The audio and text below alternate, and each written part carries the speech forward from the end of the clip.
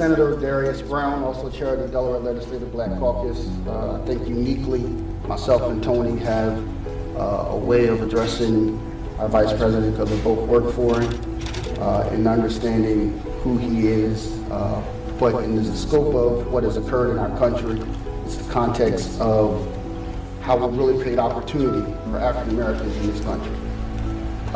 And what African Americans are expressing over these past few days is the need for economic opportunity and upward mobility that creates pathways out of poverty that African Americans have not experienced since the mid-90s. It is the hope, and that's why you have the pressure you have. It's because African Americans, Hispanics, the LGBT community, unions are all bases of the Democratic Party, and they want you to bring home the bacon for them. And the African American community wants you to bring home the bacon for us in a very, very personal way. Over the 8 years you were Vice President, there was lots of successes, but the African American community did not experience the same economic opportunity and upward mobility that they did in the 90s during your Vice Presidency, because we were hopeful. And we saw a lot of great things with the first African-American president. However, that did not translate to commerce for African-Americans.